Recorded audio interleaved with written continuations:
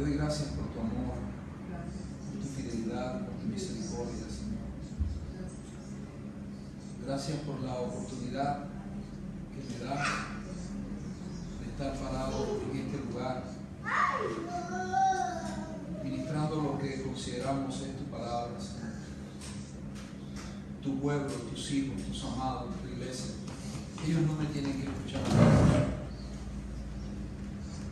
Ellos no me tienen que escuchar a mí, Señor. Pero yo te pido que me escuchen a ti, Señor.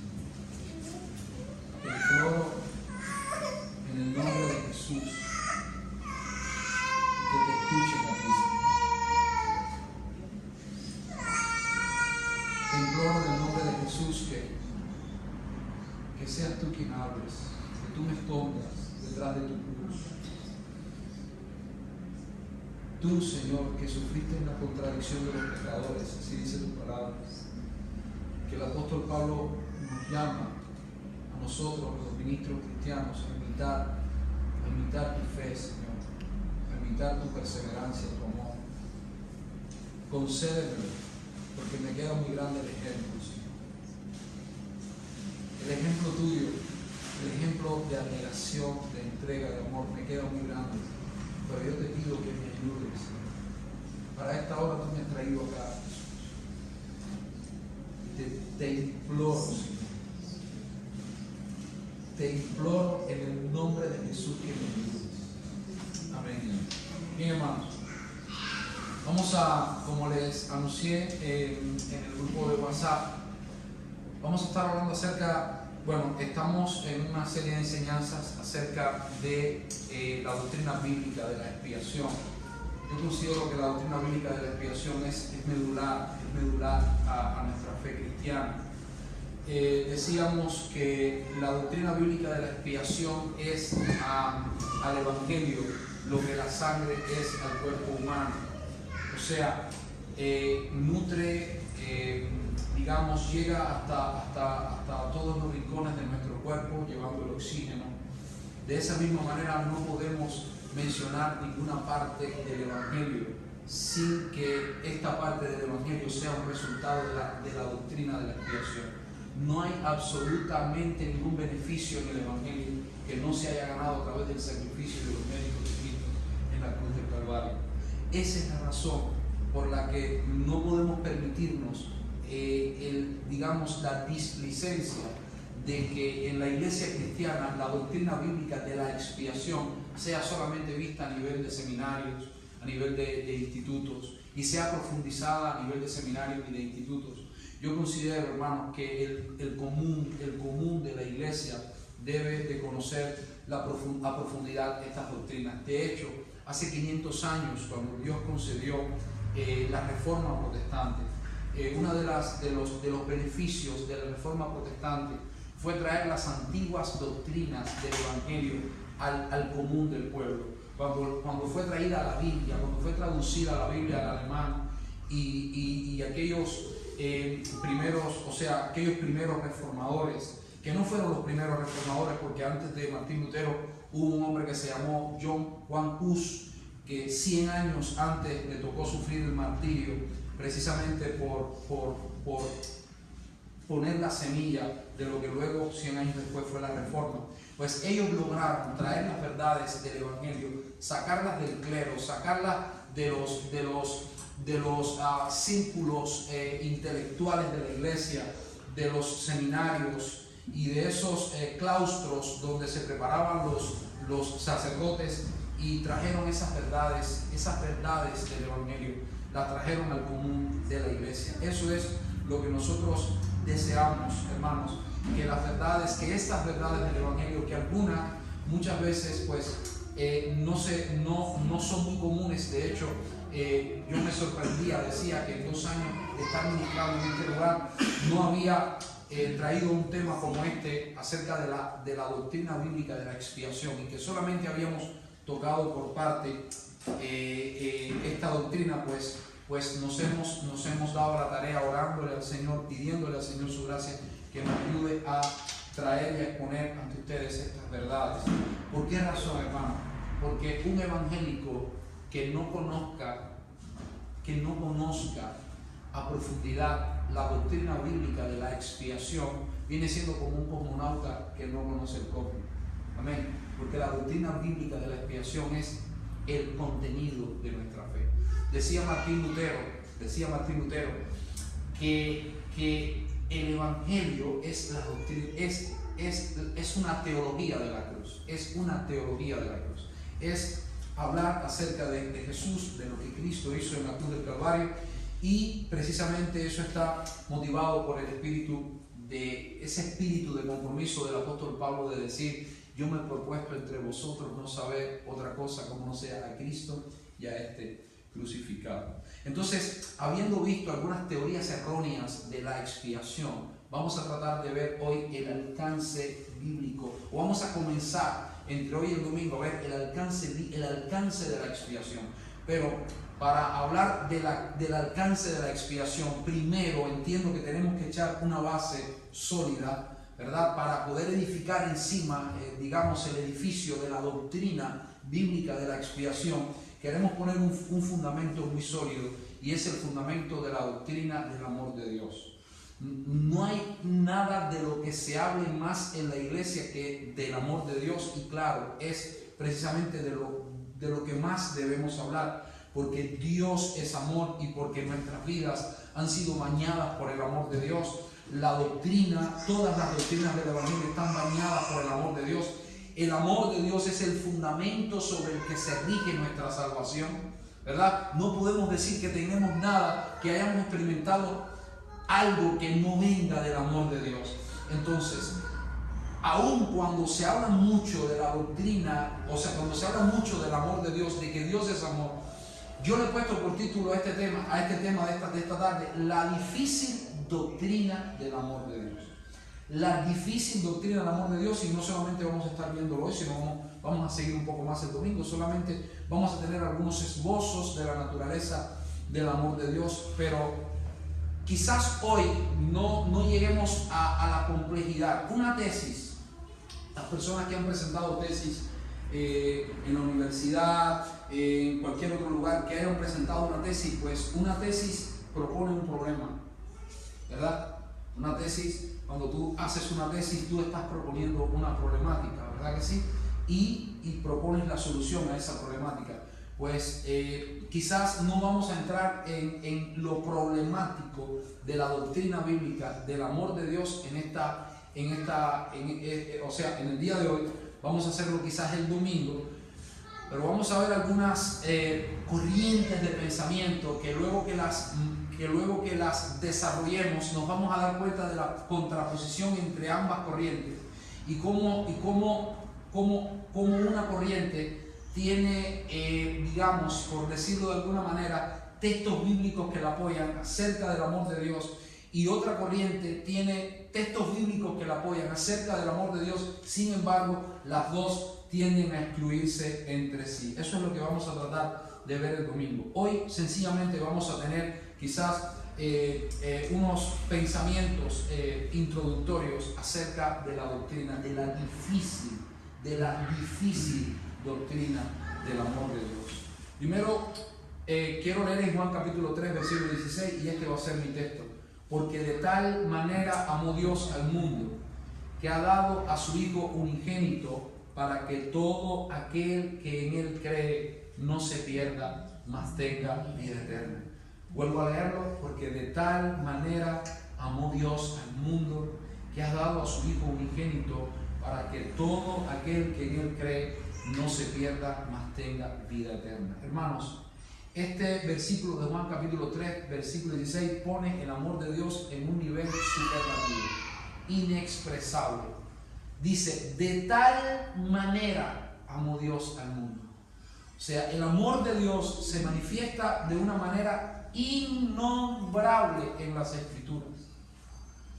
De tal manera expresa una magnitud, un grado, por decirlo de alguna manera, inexpresable. De tal manera amó Dios al mundo, que ha dado a su Hijo unigénito, para que todo aquel que en Él cree no se pierda, mas tenga vida eterna. Bien, el domingo vamos a tratar de ver 4 o 5 maneras en las que nosotros vemos a la luz de la Escritura que Dios ha amado al mundo. ¿Ve? Vamos a tratar de ver 4 o 5 maneras que nosotros encontramos en la Escritura de cómo Dios ama al mundo. Ahora, tenemos que decir hoy que al hablar del amor de Dios, lo estamos haciendo, hermanos, en las limitaciones de nuestra mente, en las limitaciones de nuestro intelecto, en las limitaciones de nuestro entendimiento y de nuestra forma de amar. Hay dos cosas que nos limitan para poder entender la grandeza del amor de Dios. Primeramente, nuestro intelecto, que es limitado. Tratar de medir la grandeza del amor de Dios con el cerebro humano viene siendo como medir una distancia lineal de 1000 kilómetros con una regla de 30 centímetros. Entonces, tenemos esa limitación y la reconocemos en esta tarde. Primeramente, nuestra debilidad o nuestra incapacidad intelectual, digamos, humana, para poder entender la grandeza de ese amor y también la forma como nosotros amamos. Necesitamos decir en esta tarde que el pecado, hermanos, el pecado que nosotros heredamos de Adán dañó también la forma como nosotros amamos. La forma como los hombres aman está dañada por el pecado, está viciada por el pecado. La palabra del Señor habla acerca de nuestras vidas y dice que no hay en él, acerca del hombre, cosa sana, que todo es hinchazón y podrida llaga. La palabra del Señor también dice que todas nuestras justicias delante de Dios vienen siendo como un trapo de inmundicia. Vienen siendo como un trapo de inmundicia. Entonces tenemos que entender que el pecado distorsionó la imagen de Dios en el hombre. La imagen de Dios en el hombre. Y toda virtud y toda buena dádiva y todo don perfecto que nos había venido de arriba fue distorsionado por el pecado. Y en esa lista de virtudes y de buenas dádivas precisamente está el amor. Entonces no podemos cometer el error, hermanos, de tratar de entender el amor de Dios a partir de cómo nosotros amamos. Porque si nosotros tratamos de entender el amor de Dios a partir de cómo nosotros amamos, estaremos tratando de medir o de entender la perfección a partir de la imperfección. Uno no puede medir la perfección a partir de la imperfección. Más bien uno mide uno no puede medir la perfección a partir de la imperfección. Uno mide la imperfección a partir de la perfección. La perfección del amor de Dios es la medida con la cual es medido nuestro amor, pero no es juzgado nuestro amor. Son juzgadas nuestras intenciones, son juzgadas nuestras motivaciones, pero nosotros no podemos medir la grandeza, la perfección del amor de Dios partiendo, hermanos, de la forma como nosotros amamos, porque es imposible. Entonces, diciendo esto, vamos a estar quizás el domingo compartiendo algunas verdades que parecen contraponerse a sí mismas, pero yo quiero nuevamente repetirles un principio en la palabra de Dios que es el principio de interpretación de las verdades paralelas. En la Biblia hay verdades paralelas. ¿Qué significa eso? Y hay personas que no terminan de entender esto. Dios nos llama a nosotros a que nos cuidemos. Dios nos llama a nosotros a que seamos sabios. Dios nos llama a nosotros a que seamos prudentes. La palabra del Señor dice que el sabio ve el mal y se aparta, pero el necio pasa y lleva el daño. Entonces, cuando nosotros nos paramos a cruzar la calle, tenemos que mirar para el lado. ¿Por qué tenemos que mirar para el lado? Claro que sí tenemos que mirar para el lado, porque hay un principio en la Biblia y es que Dios manda que nosotros nos cuidemos. Para eso Dios nos dio los sentidos, nos dio la vista, nos dio el oído, para darnos cuenta y para ser conscientes del mundo que nos rodea con sus oportunidades y con sus peligros. Pero por encima de todo eso, Dios es soberano. Entonces, como alguien pusiera alguna vez, que si Dios es soberano Y si Dios hace, al fin y al cabo, Él tiene un plan y ese plan se va a cumplir sí o no, sí o sí, con independencia de todas las criaturas. Dios es soberano y su plan se va a cumplir. ¿Para qué vamos a mirar cuando crucemos la calle si de todas maneras Dios es soberano? Bien, hermano, quien postula este pensamiento,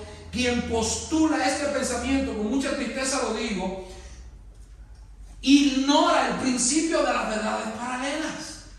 Dios manda que nos cuidemos, pero eso no anula el hecho de que Dios es soberano. No sé si me estoy haciendo entender. Nosotros encontramos en la palabra de Dios el hecho de que Dios es soberano. Nosotros no podemos anular esa verdad. Si nosotros anulamos esa verdad, ya no tenemos al Dios de las Escrituras. Dios es soberano, y soberano significa que Él va a cumplir su propósito milimétricamente como Él lo planificó desde antes de la fundación del mundo. Ahora, esa es una verdad. La otra verdad es que el hombre es responsable. El hombre es responsable. Hermanos, ¿y cómo es que se pueden reconciliar? ¿Cómo es que se pueden reconciliar esas verdades? Bueno, hermano, en nuestra mente no se pueden reconciliar porque nuestra mente es finita, pero la mente de Dios es gloriosa. Es gloriosa. Entonces, nosotros no podemos anular una verdad porque no encaja en nuestra mente con la otra verdad. Si la palabra del Señor dice que Dios es soberano y la Biblia dice que yo soy responsable y la Biblia dice, bendito Dios, que yo me tengo que cuidar al cruzar la calle, yo por fe, por respeto, por reverencia a las Escrituras tengo que creer las dos verdades, aunque no se reconcilien en mi mente. ¿Por qué razón? Porque en parte conocemos y en parte profetizamos. Pero cuando pase lo que es en parte y venga lo perfecto, entonces conoceremos como hemos sido conocidos. Entonces allí, cuando nuestra mente esté libre, bendito sea el Señor, del peso, de la ruina del pecado, bendito Dios, y nosotros podamos conocer como hemos sido conocidos, entonces vamos a entender cómo todas esas verdades se reconcilian, bendito sea el Señor, y se complementan unas a otras. Ese mismo principio quiero ponerlo, bendito Dios, delante de vosotros para poder entender el amor de Dios. Se los voy a poner así. Nosotros sabemos que la salvación es por fe. ¿Sí o no? ¿La salvación es por fe o no es por fe? Ahora la Biblia dice que esa fe no es de vosotros, es don de Dios. Eso significa que nadie puede fabricar una fe para salvarse. La fe es un don de Dios. Dice, no de vosotros, pues es don de Dios. O sea, el hombre tiene una fe que le es natural. O sea, tú te montas en un bus y tú no conoces al conductor del bus. ¿Lo conoces? No lo conoces. Pero tú te sientas y hasta te duermes. Y dices, ay, qué cansado estoy. Y te duermes.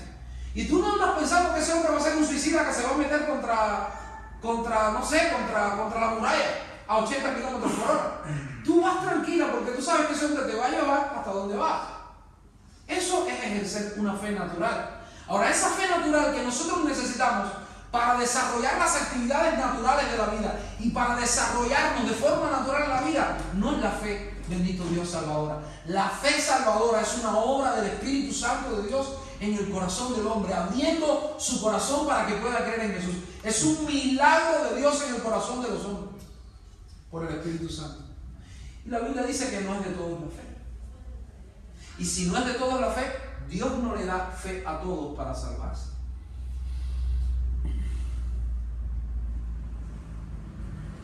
Alguien puede decir, Dios pone la fe delante de todos. Dios pone la fe delante de todos. Y tú lo que tienes que hacer es agarrar esa fe. Pero para tú agarrar la fe tienes que creer en la fe. Tiene que haber un acto de tu voluntad. Pero si tú estás cautivo y tu voluntad está cautiva en delitos y pecados, tú estás incapacitado de poder agarrar eso que Dios te está dando. Por eso es que la Biblia dice que Dios es el que produce en vosotros tanto el querer como el hacer por su buena voluntad. Y mi pregunta es, ¿hay personas en quien Dios no produce eso? Es la verdad. Hay personas en quien Dios no lo produce. Pero entonces la Biblia dice, de tal manera amó Dios al mundo que ha dado su Hijo unigénito para que todo aquel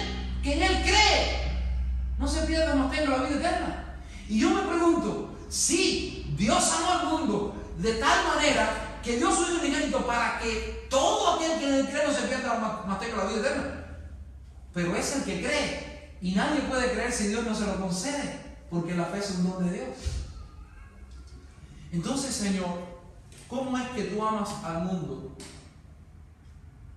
pero tú no le das fe a todo para creer? Porque no es de todos la fe. Es un gran misterio. Y acerca de esos misterios vamos a tratar de estar ministrando el domingo. Solamente hoy ya los dejé, sé que los dejé un poco perplejos, puede ser, algunos.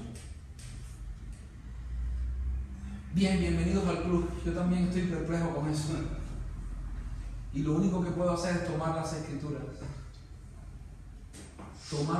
Todos los hombres en la historia han estado perplejos con eso. Todos los que de alguna manera han tratado de investigar, de orar con sinceridad, con diligencia. Los cerebros más iluminados de la historia por el Señor han tratado de investigar, y todos han quedado perplejos con eso. Así que yo, que soy casi un burro, pues para nada es digamos, de asombrarnos que también esté perplejo con eso.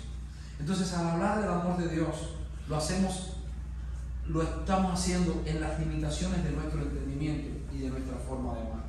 También quería decir que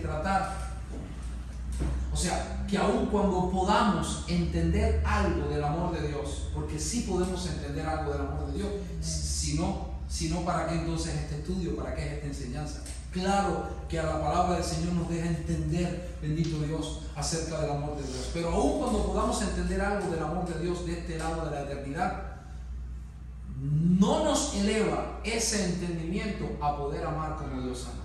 ¿Usted está escuchando eso? El hecho de que podamos entender algo acerca del amor de Dios no nos eleva automáticamente a poder amar como Dios ama. Y entonces me pregunto, ¿y por qué entonces Dios quiere que conozcamos de su amor? Bueno, hermano, yo pienso que porque quedemos sobrecogidos por la grandeza de ese amor. Y el quedar sobrecogidos, admirados por la grandeza de ese amor, va a ser el combustible de nuestra adoración. Es decir, Señor, yo no entiendo cómo es que tú me amas, pero tú me amas, Señor. Gloria a Dios. Yo no logro abarcar la grandeza de ese amor, pero yo sé que ese amor es para mí. Yo sé que tú me amas. Entonces vamos a tener, a modo de introducción, y este tema va a ser meramente eso, una introducción. Vamos a ver la naturaleza del amor de Dios en 3 o 4 pensamientos. Primeramente, el amor de Dios. Lo primero que quiero proponerle es que el amor de Dios es un amor emocional. Es un amor emocional. Los antiguos filósofos griegos hablaban de la divinidad como algo impersonal y como algo no emocional. Ellos decían que si existe un Dios sobre todas las cosas, ese Logos, cuando Juan dice, en el principio era el verbo y el verbo era con Dios y el verbo era Dios, en el principio era el Logos, está tomando un concepto griego. El Logos viene siendo como la divinidad, lo máximo que puede existir en el universo. Los griegos decían, es impersonal, no tiene pasiones, no tiene emociones. Pero lo primero que nosotros tenemos que ver es que el amor de Dios sí es un amor emocional. Dios siente, eso significa que Dios siente emoción cuando ama, que Dios se emociona cuando ama. Aunque las emociones de Dios, tenemos que decir, no funcionan como nuestras emociones. Nuestras emociones nos traicionan. Las emociones de Dios nunca le traicionan.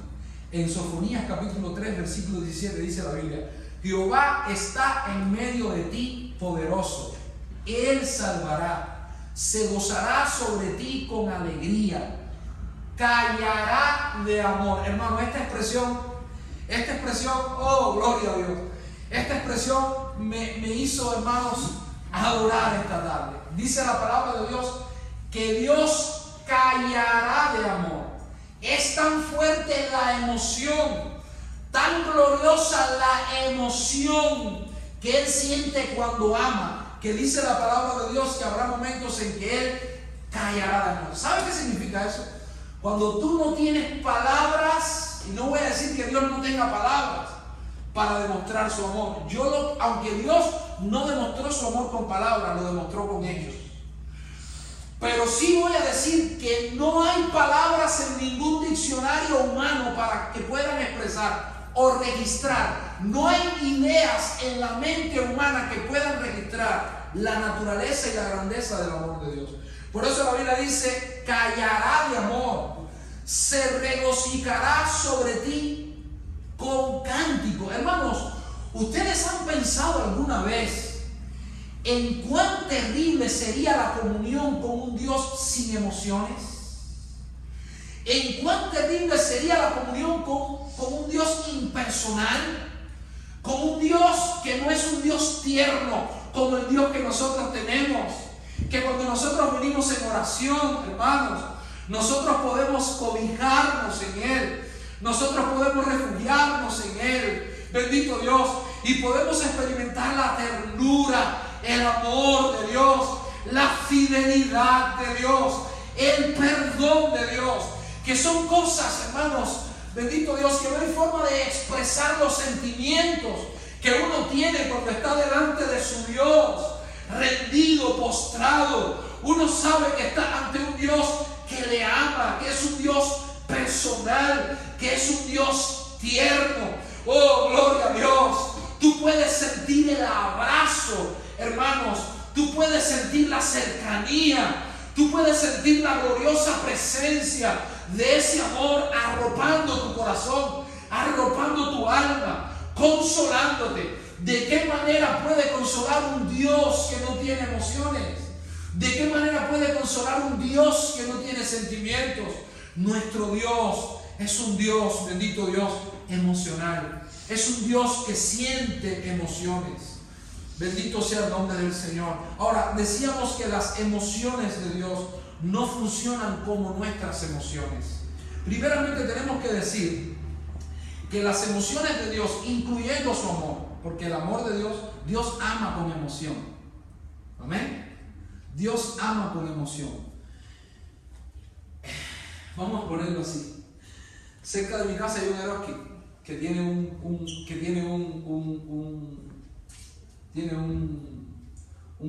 parqueo que es para los clientes del Eroski. Entonces, cuando tú entras en el coche, te dan un tiquecito, tú vas a hacer la compra y cuando pagas, te pasan ese tiquecito y entonces para salir no tienes que pagar porque compraste en el Eroski.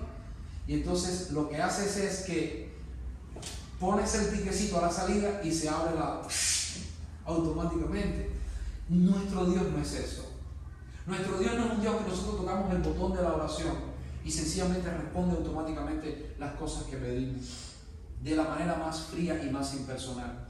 Nuestro Dios, dice la palabra de Dios, que en toda angustia nuestra Él fue angustiado. Piensa en esto. Dime qué angustia puede haber en tu corazón por cosas buenas que hayas hecho o por cosas malas que hayas hecho.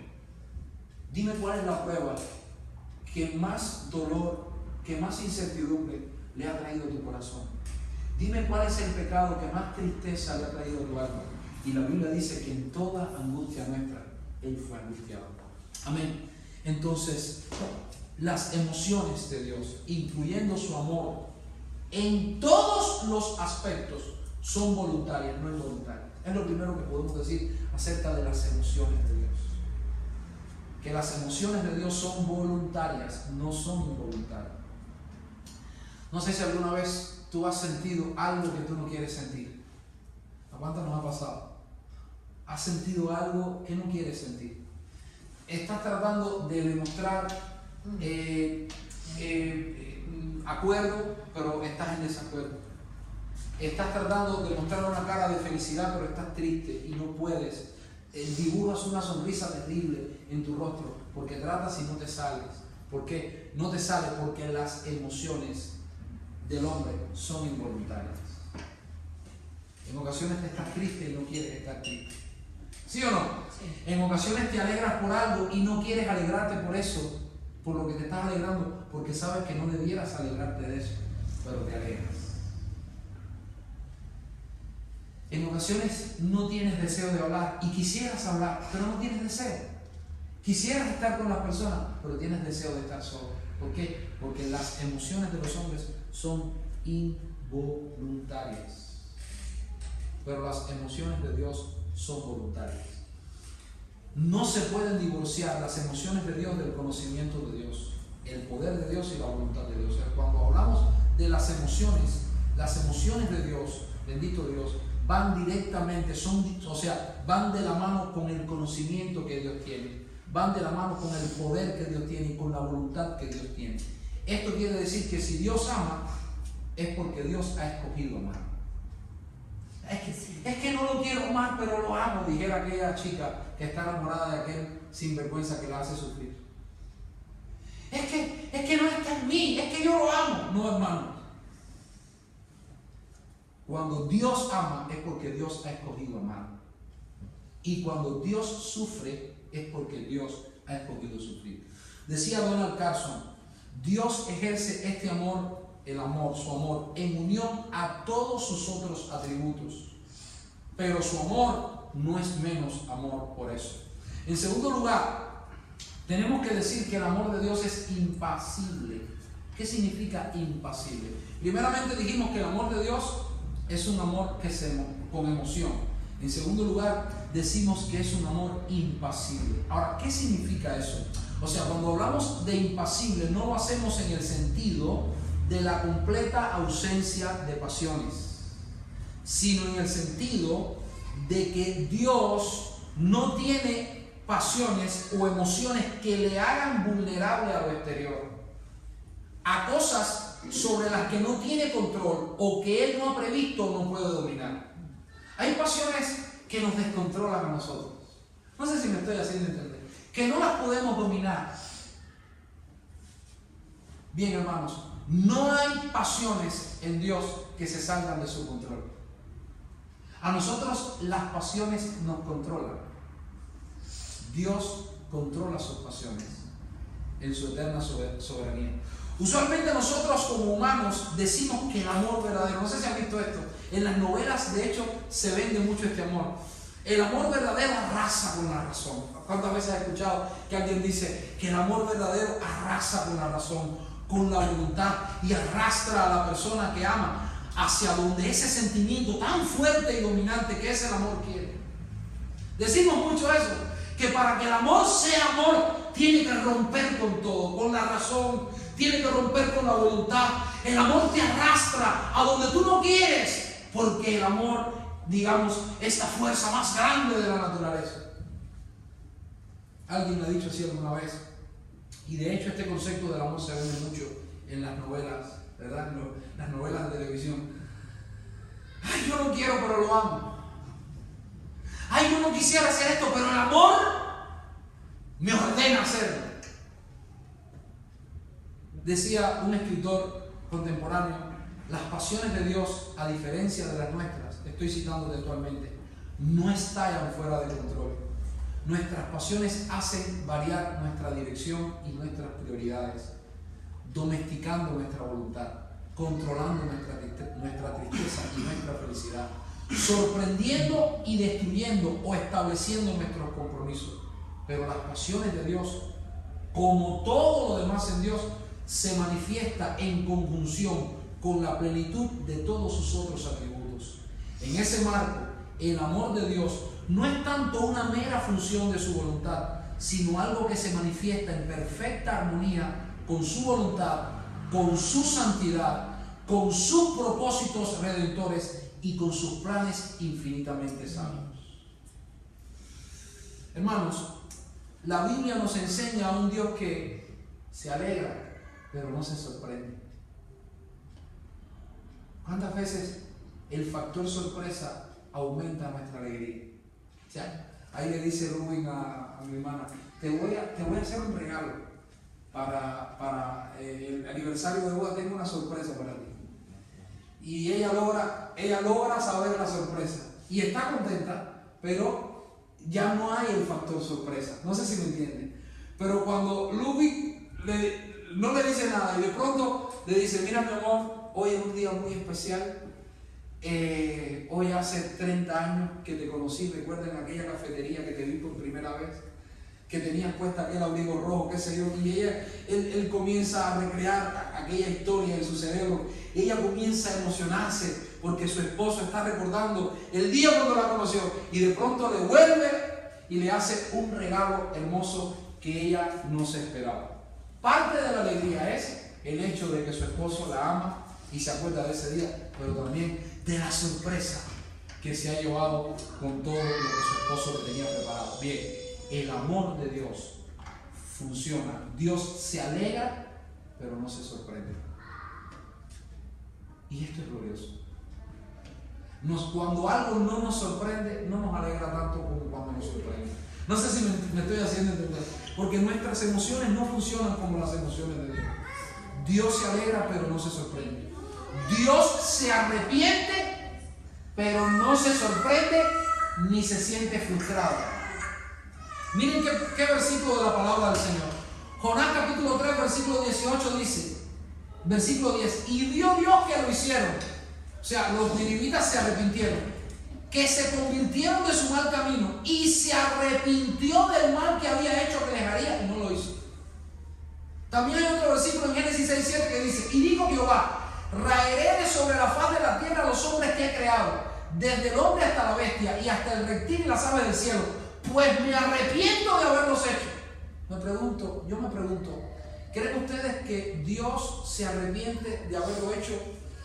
Como que se equivocó de lo que pensaba que le iba a salir bien, que ahora le salió mal, y se arrepiente de haberlo hecho. ¿Creen ustedes que Dios se arrepiente de haberlo hecho en la misma manera que nosotros nos arrepentimos de hacer algunas cosas que pensamos que nos iban a salir bien y no nos salieron bien y al final nos salieron mal? Y me arrepiento de haberlo comprado, y me arrepiento de haberlo escogido, y me arrepiento de haberlo dicho, y me arrepiento de haberlo hecho. ¿Cuántas veces lo decimos nosotros? ¿Saben qué dice la palabra de Dios? Que Dios es... Bueno, primeramente nosotros creemos que uno de los atributos de Dios es la omnisciencia, que Dios sabe todas las cosas de antemano. Y la Biblia dice que Jesucristo es el Cordero de Dios que fue inmolado desde antes de la fundación del mundo. Pastor, ¿usted cree que cuando Dios creó al hombre, Dios sabía que el hombre iba a pecar? Claro.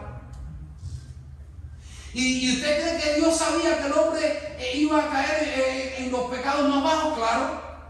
¿Y usted cree que Dios sabía que el hombre se iba a virar contra él? Pues claro. ¿Y usted cree que Dios sabía que Satanás se iba a volver el peor enemigo? Claro. Si no, entonces no hay un plan eterno. Recuerden que el plan de Dios es eterno. El pacto de Dios es eterno. Lo que Dios planificó en la cruz del Calvario es anterior a la caída del hombre, porque Él es el Cordero de Dios que fue inmolado en la mente de Dios, en el propósito de Dios, desde antes de la fundación del mundo. Entonces, ¿en qué sentido Dios se arrepiente? Si no se sorprende, si lo sabía, si lo planificó, si lo esperaba, sin ser el causante del mal, sin ser el causante de la maldad. Ya lo hemos explicado aquí. Yo les voy a poner un ejemplo. ¿Para cuántos una inyección es algo, es un café descafeinado a las 9 de la mañana? ¿Verdad que no? O sea, un café descafeinado para mí, que no lo tomo con cafeína, descafeinado a las 9 de la mañana con unos churros o un chocolate caliente, un chocolate de esos espesos que hacen aquí, con 3 o 4 churros. Eso es algo muy placentero, ¿sí o no? Sentarte, leer el periódico, tomarte ese chocolate con esos churros es algo placentero. Mi pregunta es, ¿inyectarte es algo placentero? ¿Sí? ¿Cuántos dicen, ay, tengo un deseo de meterme una jeringuilla así en la nalga? ¿Verdad que no? ¿Verdad que no? Claro que no. ¿Por qué razón? Porque no es algo placentero, es algo necesario. Entonces, cuando tú vas al médico, tú vas a inyectarte, ¿sí o no? Tú sacaste el turno para que te inyecten y me digas, nada, que hoy me voy a inyectar. Ya tú lo sabes. Cuando te meten la aguja, por el hecho de que tú lo supieras de antemano, el hecho de que tú te prepararas para ello, no, vamos a decirlo así, no anula la realidad del dolor. Aunque aunque tú sabes lo que te viene, te duele. No sé si me estoy haciendo entender. Entonces el dolor de Dios se arrepintió, es que Dios sintió dolor por el pecado del hombre. Pero no es que estuviera sorprendido. De pronto esa emoción del arrepentimiento lo sobrecogió, lo controló, se desbordó y Dios estaba sintiendo algo que Él no quería. No, las emociones de Dios, incluyendo su amor, son algo voluntario. Dios escogió sufrir cuando sufrió, hermano.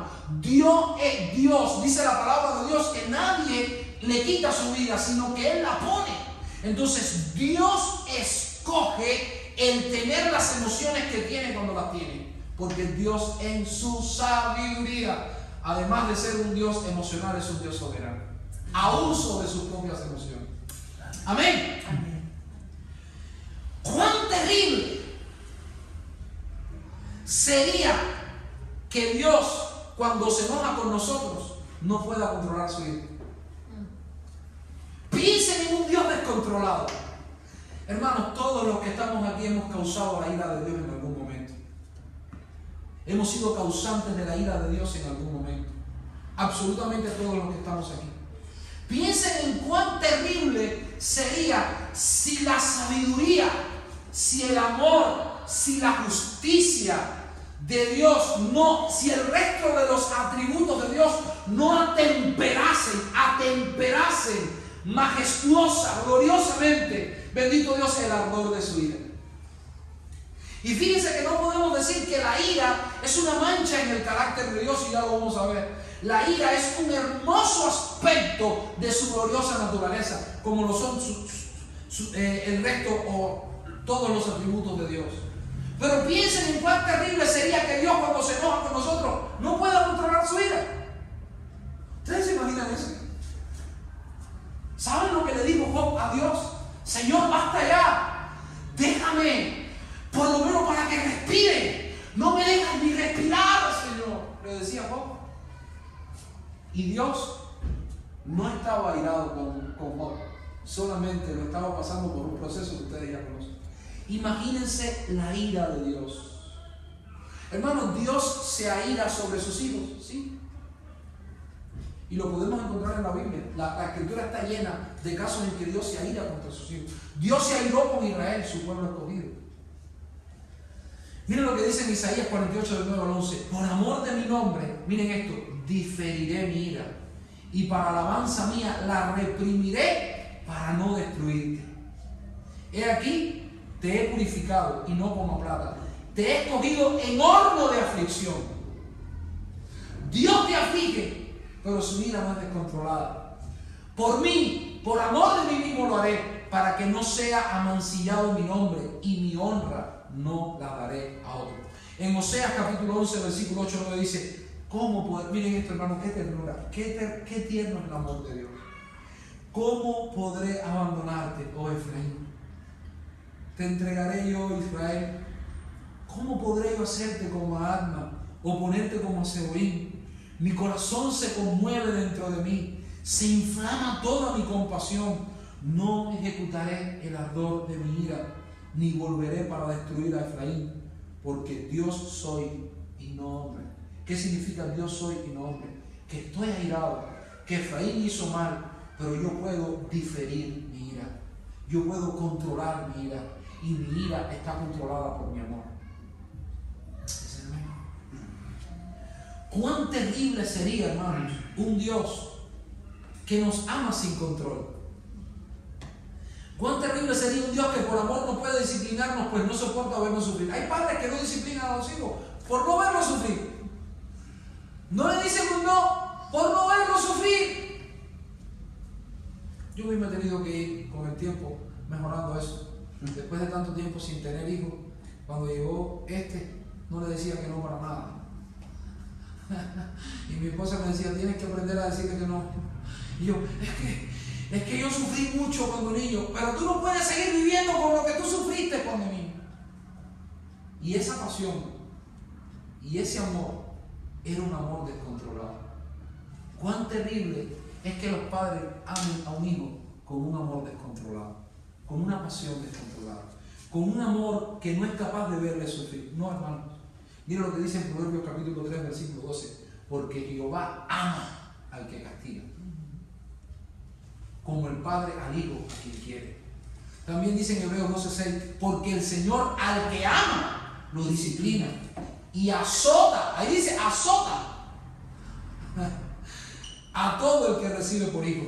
Entonces, lo otro, ya casi para terminar este otro punto, vamos a ver es que su amor emana de su propio carácter. No depende de que el amado sea digno de ese amor, es ajeno a eso. El amor de Dios es independiente. Segunda de Timoteo capítulo 2 versículo 13 dice, si fuéramos infieles, Dios permanece fiel. Él no puede negarse a sí mismo. Isaías 43:25 dice, yo soy el que borro tus rebeliones por amor de mí mismo y no me acordaré de tus pecados. Gracias. Por último, el último pensamiento de esta tarde es que el amor de Dios, aunque, ya digo, el amor de Dios, aunque, escuchen acá, el amor de Dios, aunque es apasionado, no es descontrolado, no es una emoción descontrolada, es una emoción controlada. Su amor no es excluyente de su ira. El amor de Dios no es excluyente de la ira. Cuando nosotros, la forma que nosotros tenemos de amar, ya estamos partiendo del presupuesto de que nuestra forma de amar, Dios, o sea, nosotros no podemos tratar de entender el amor de Dios partiendo de nuestra forma de amar. Son incompatibles. Nuestra forma de amar está afectada por el pecado. ¿Amén? Amamos de una forma no sabia y en ocasiones descontrolada. Pero Dios ama de una forma sabia y controlada. Bien, ahora, digo esto porque el último enunciado es que su amor no es excluyente de su ira. Hay una fuerte corriente dentro de la iglesia evangélica, pero cuando llamamos iglesia evangélica es toda la iglesia que no es católica. O sea, la iglesia evangélica, las denominaciones evangélicas y tal. A mí me cuesta un poco más de trabajo usar el término evangélico, porque el término evangélico viene de la palabra evangelio. Y cuando tú dañas el evangelio en alguna de sus doctrinas o de sus verdades, ya tú no eres evangélico. Pero bueno, vamos a decirlo así. Dentro de las iglesias, de algunas denominaciones evangélicas, voy a citar una. Los adventistas del séptimo día enseñan acerca de que no hay infierno. Para ellos no existe el infierno. Otra, bueno, vamos a hablar de los católicos. Los católicos dicen que al fin y al cabo, ninguna alma va a ir al infierno porque están en el purgatorio y del purgatorio si pagas, pues lo sacas al cielo. Y hay como un tesoro de buenas obras de María y de los santos que es como un fondo para, por el exceso de buenas obras que hicieron los santos, pues de ese excedente de buenas obras que hicieron los santos, pues entonces ahora los curas, los sacerdotes católicos tienen la autoridad de tomar de ese excedente de buenas obras y ponerlo a favor de las personas que están en el purgatorio para que puedan salir del purgatorio. Bien, esas son formas de acomodar el hecho de que para ellos es incompatible con el amor de Dios la ira eterna de Dios. Y nosotros sabemos que Dios es un amor, o sea, Dios es un Dios de amor, y ese amor que es esencial a Dios no es excluyente de la ira, no excluye la ira. Isaías capítulo 13, versículos 4, 6 y 9 dice: Jehová de los ejércitos pasa revista a las tropas para la batalla. Aullad, dice, porque está cerca el día de Jehová. Vendrá como asolamiento del Todopoderoso. He aquí, el día de Jehová viene, terrible y de indignación y ardor de ira, para convertir la tierra en soledad y raer de ella a sus pecadores. Entonces dice la palabra de Dios que Dios odia el pecado y ama al pecador. ¿Dice eso la palabra de Dios? ¿Dónde dice eso? Pero nosotros lo decimos mucho. Que Dios odia al pecado pero ama al pecador. Dice la Biblia que Dios viene con terrible indignación y ardor de ira para convertir en soledad la tierra y raer de ella a sus pecadores. Ezequiel capítulo 5, versículo 11 al 17 dice: por tanto vivo yo, dice Jehová el Señor. La Biblia nunca dice eso, no vaya a ser que la Biblia no dice eso, ahí para la grabación, o sea que no se entienda que lo que usé fue una ironía. Por tanto vivo yo, dice Jehová el Señor, ciertamente por haber profanado mi santuario con todas tus abominaciones te quebrantaré yo también. Mi ojo no perdonará, ni tampoco tendré yo misericordia. Una tercera parte de ti morirá de pestilencia y será consumida de hambre en medio de ti. Y una tercera parte caerá a espada alrededor de ti, y una tercera parte esparciré a todos los vientos, y tras ellos desenvainaré espada. Y sabrán que yo soy Jehová, he hablado en mi celo, cuando cumpla en ellos mi enojo. Y te convertiré en soledad y en oprobio entre las naciones que están alrededor de ti, a los ojos de todo transeúnte, cuando arroje sobre ellos las perniciosas saetas del hambre, que serán para destrucción, y pestilencia y sangre pasarán por en medio de ti, y enviaré sobre ti espada. Yo, Jehová, he hablado. Hermanos, la ira de Dios se pone de manifiesto en la Biblia en términos para mí extremos.